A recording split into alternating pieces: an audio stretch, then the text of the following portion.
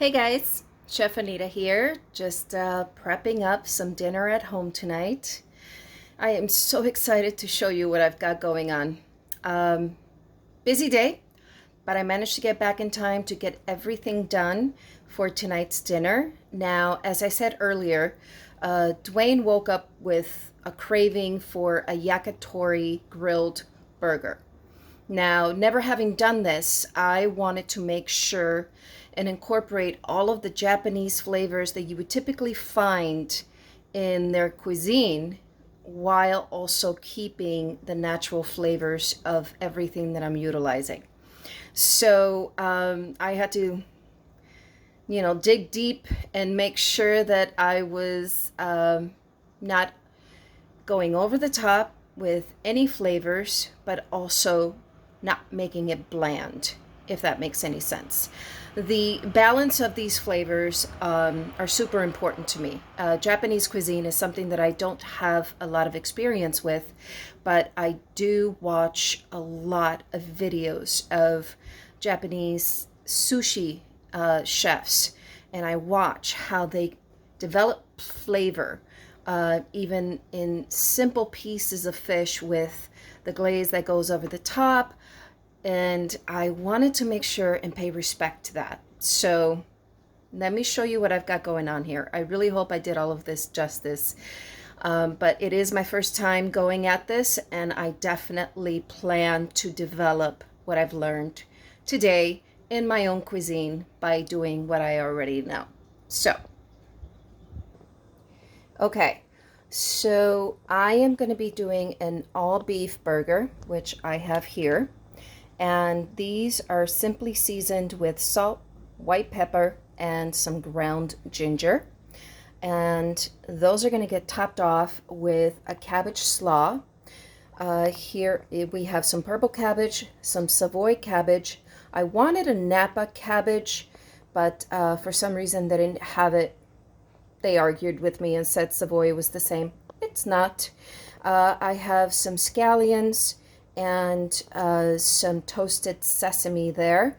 And that's going to get drizzled right before I put it on top of the burger with a soy.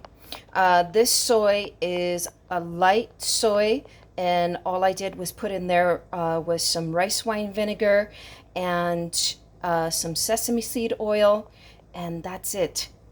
That was the whole thing. And it is absolutely bright and delicious. And when I am cooking my burgers on the yakitori, just before they're finished, I'm going to glaze them with that soy sauce. Then they're also going to get topped off with a wasabi mayonnaise. It's not an aioli, really. There's no garlic. There's nothing like that.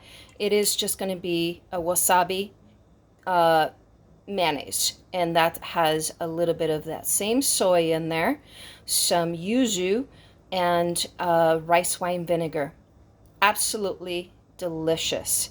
And it is bright, really flavorful, and it is nice and creamy to bring in kind of what a cheese would do for this burger, but we're definitely not going to be topping this off with any cheese.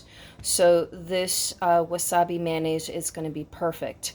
I'm also going to be putting on there some pickles.